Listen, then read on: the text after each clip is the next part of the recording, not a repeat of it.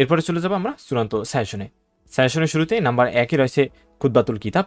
এখান থেকে এই টপিক্সটি তোমরা পড়ে নিবে। এই প্রশ্নটা খুবই ইম্পর্টেন্ট।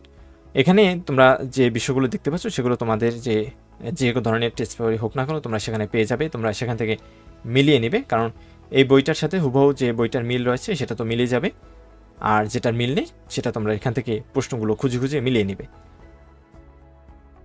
তারপরে নাম্বার 2-এ রয়েছে হাদিস নং 2।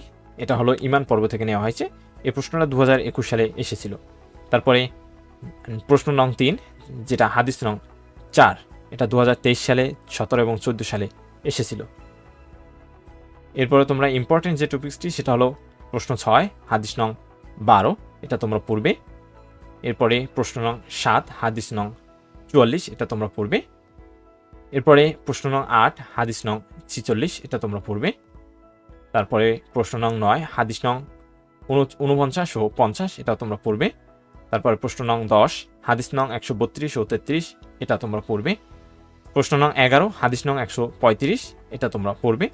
তারপরে ইলম পর্ব থেকে প্রশ্ন 12, হাদিস নং 187। তারপরে প্রশ্ন 13, হাদিস নং 179, 192, এগুলো তোমরা পড়বে। এরপরে আরও রয়েছে প্রশ্ন নং 14, হাদিস নং 190 ও 95। তারপরে প্রশ্ন 15, হাদিস নং 195।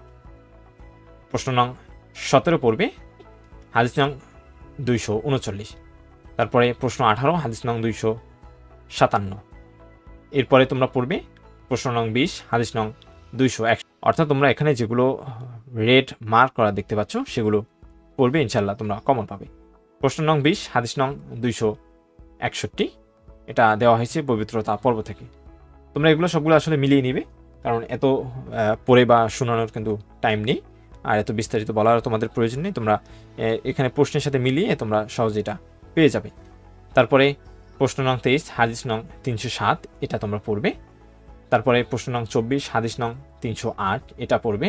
প্রশ্ন নং 25, হাদিস নং 312, এটা তোমরা পড়বে। প্রশ্ন নং 26, হাদিস নং 415, এটা তোমরা পড়বে। প্রশ্ন নং 27, হাদিস নং 450, এটা তোমরা পড়বে।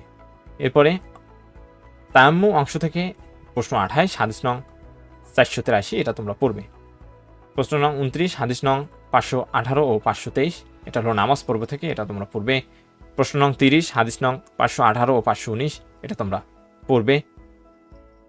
প্রশ্ন নং 32, হাদিস নং 526 ও 527, এটা তোমরা পড়বে। প্রশ্ন নং 33, হাদিস নং 606, এটা তোমরা পড়বে। এরপরে মসজিদ ও নামাজের স্থানসমূহ থেকে